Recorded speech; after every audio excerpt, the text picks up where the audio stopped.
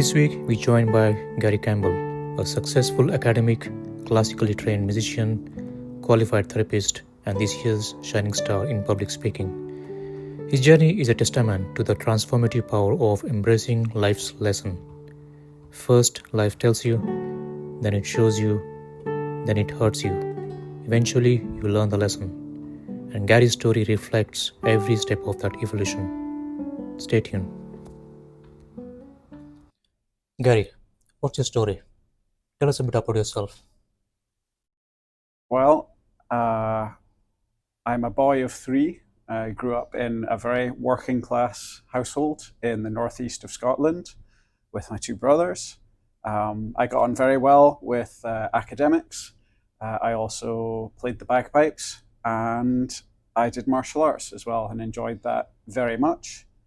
And then when I was 18, I got into playing the guitar, and then that's when my life changed in various ways that I couldn't have known about or perceived beforehand. So that's the external thing of what happened. I suppose internally, my story or my journey is that of quite a quiet, sensitive, introverted young boy that wasn't really sure how to communicate and connect with others. And now, as an adult, is learning to do that in his own way, ultimately, and helping others to do the same. You have achieved a lot in your career, but also faced lots of challenges and also changed your career. Yeah. Would like to share that experience? Yeah. So with the guitar, it ultimately became everything to me. So I was primarily a classical guitarist, but then also I was playing electric guitar in band pits at the same time. And whilst that was going on, I also developed a passion for teaching. So I learned music and music theory myself, and then I was teaching it also. So that ratcheted up over time until eventually it was 4 or 5, 6 days per week. And then I was performing, rehearsing, practicing, traveling in between, and just studying and practicing myself. So essentially it got to the point where it was, if I was awake, either my guitar was in my hand or music was in my head, and that was it. You know, if it wasn't that, I was asleep ultimately. So what ultimately happened is the guitar became me and I became the guitar.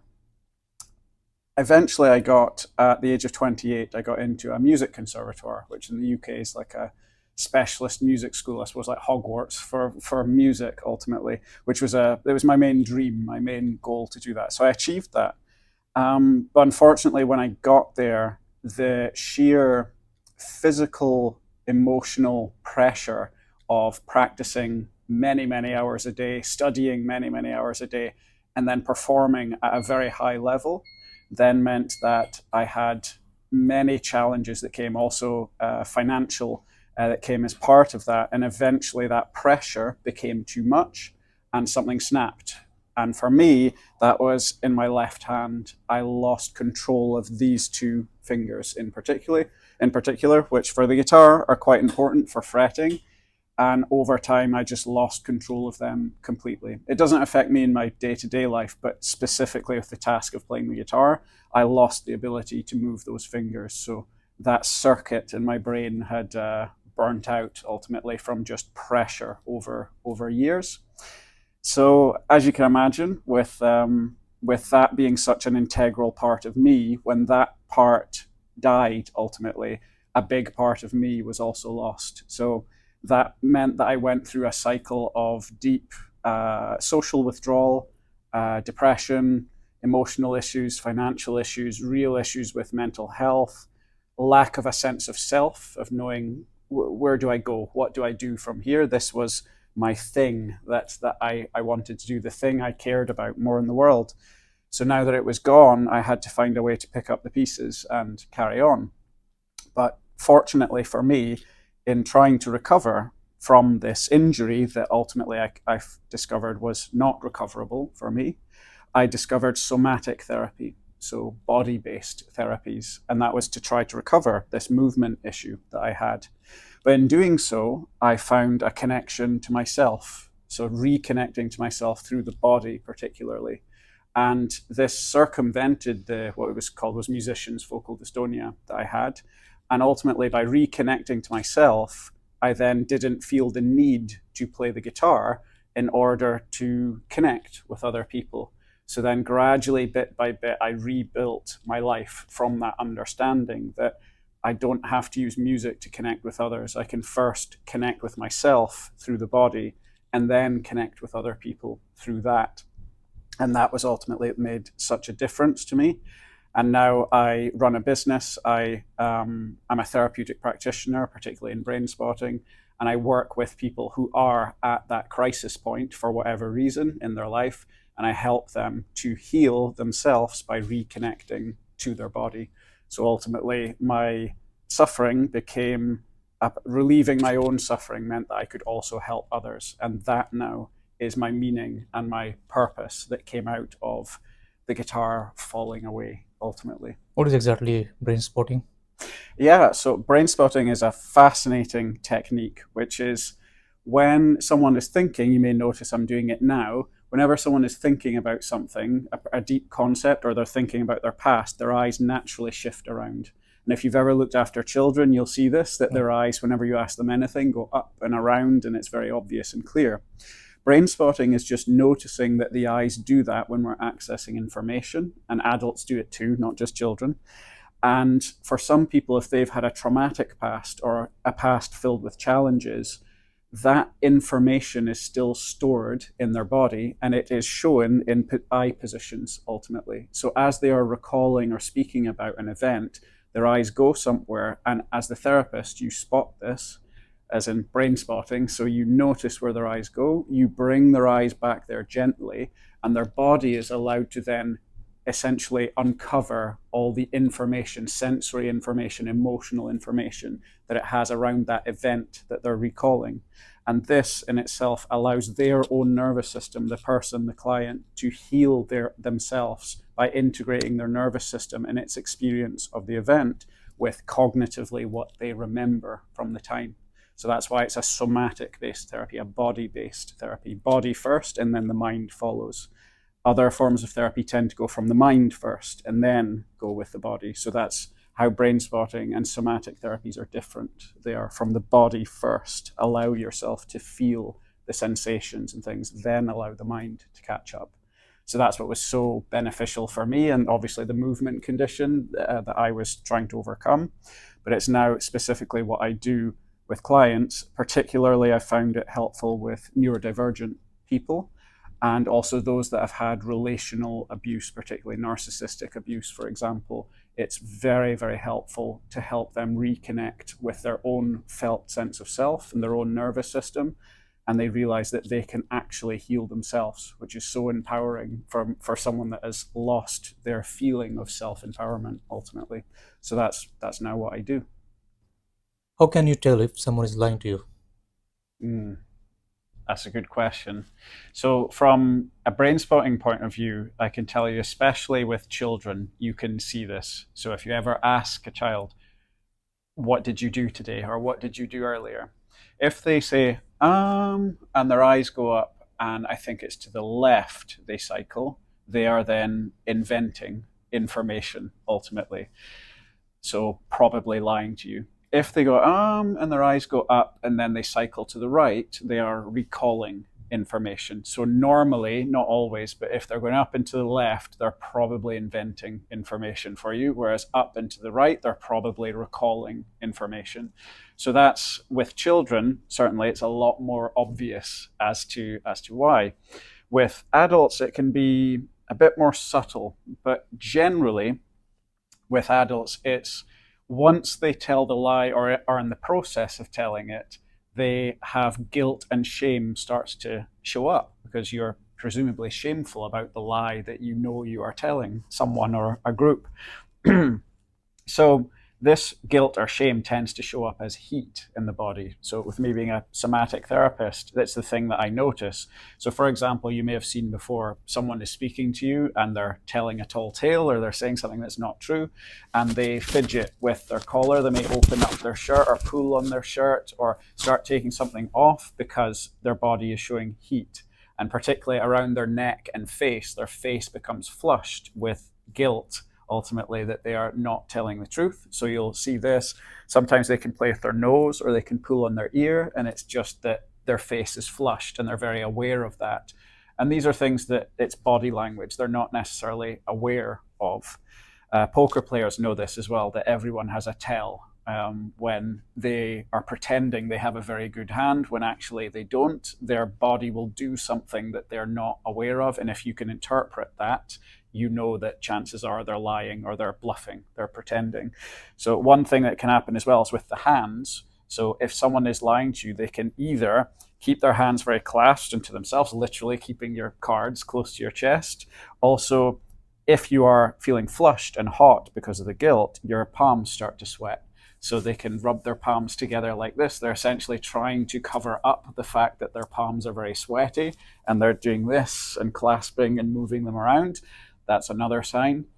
Also, there's something very specific, which is when their cadence of speech keeps changing and they're adding in arbitrary bits of information that aren't to do with what you asked them. It's almost like a distraction technique. They're trying to give you all these different bits of information so that you don't notice the lie that is in the middle. This is another thing. But one of the main things that I've learned to use over time is that, say, for example, we're sitting speaking on the sofa, we're connecting over something. We would naturally, when we hit upon something that we're connecting over, we would smile at each other. And it's natural, as we smile, our eyes change. So this is when someone says, oh, you have a glimmer in your eye or a glint in your eye, or you light someone up. This is what we mean. We're speaking about their eyes. And as you can imagine, in my profession, I watch people's eyes often when I'm speaking with them. So if someone, say, for example, is connecting with you and you speak about something and either you laugh or you both have felt the same thing that you're speaking about, both of you will smile and your eyes light up and change as you're looking at one another. Someone who, let's say, doesn't wish the best for you, they will smile like this, where their eyes don't change at all. They're just doing the smile to deceive you, ultimately, into thinking that they want the best for you, but really they don't. And once you can see this, it's hard to unsee it, ultimately. And this can be very useful in a multitude of situations, whether that's, the office or a particularly tense exchange. You can notice all of these little things. And also in terms of the eyes, eye contact itself. Someone who is telling you a lie directly to your face, if they have a sense of guilt, a sense of shame, it's very difficult to hold someone's eye contact if you know that you are lying to them. So very often someone that's telling the truth will, if it's something important, they will directly look you in the eye while saying it. And all of us know this when our parents, for example, and they had something important to say to us, would hold us by the shoulders and look us in the eye and ask us a question, because we instinctively know if someone can't look you in the eye when they're speaking to you, they're probably telling some tall tales. There's something not true about what they're saying, and it just shows up as guilt and shame ultimately through the body. Right. In your view, what qualities make a good leader? The short answer is coherence. So by that I mean someone whose actions exactly match their words. And this relates very much to the lying part that we're speaking about. So a good leader to me is someone who they say they're going to do something for the benefit of the group or those that they are responsible for, and they do it. Whether they have personal beliefs otherwise, or it's not convenient for them to do, they will do what is necessary for the betterment of the group or whoever they are responsible for. That is a good leader. They don't involve their own personal politics or their own personal feelings towards it. And that ultimately means that they are taking responsibility for the group and not just looking for power. To me, if someone is just wanting the power without taking responsibility for people, and also they are, as I said earlier, duplicitous, they say one thing and they do another, I would say that they cannot yet lead others, even if they wanted to, because they don't yet know how to lead themselves. So in my opinion, as a leader, you need to be that person that's leading the charge from the front through your actions. You should not be a leader that's sitting in the back behind a desk ordering other people to take all the actions. You should be out in front showing the example of what it is to be a leader. And you do that ultimately, in my opinion and experience, by leading yourself first. Right. And how has this Toastmasters Club helped you to grow as a leader? In short, by allowing me through repetition and constant action to do things that I would find uncomfortable. So, as I said, as a child, I was naturally quiet and not very social. So, you can imagine then the idea of me being up speaking in front of people regularly would fill me with a deep sense of fear. Also, I'm not a naturally a loud person. I'm not naturally a group social sort of person. So the idea of getting up in front of a crowd and actively choosing to speak in front of them, and then not only that, socialize with them afterwards, that goes against everything that I naturally feel. I was very much the quiet child that liked being in nature, reading books, and spending time with animals. So by doing that and allowing me to do that and build up those reps in front of people, it is to me self-education. It's educating my nervous system that that is not something to be feared. In fact, it is at the other end of what you avoid is what you want, which is for me ultimately connecting with people through storytelling, through shared experience. And that's what I was doing as a musician, really. I was just doing it without words. And that's where the origin of this comes from, which is, for me, when I was a musician, the most uncomfortable thing in the world was when I got up on stage in front of people and I was about to play a piece of music to them and I had to speak to them about what I was about to play. That's where I had the most nerves, where I felt awful. I had those butterflies in the stomach, didn't know what to say, dry mouth, all of those things. And I realized I really have a problem with this. I just want to hide behind the guitar and just play the music. I don't want to speak to the audience. So I'm now overcoming that. We're going to play the rapid fire round. Gary, are you ready? Your greatest achievement so far?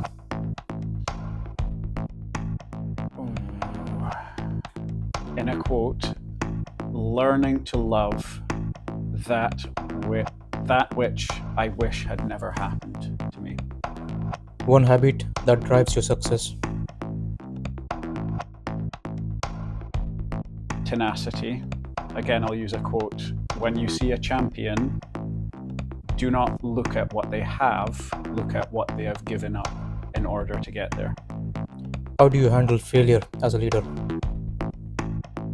Life has three options or three modes: yes, not yet, or I have something better planned.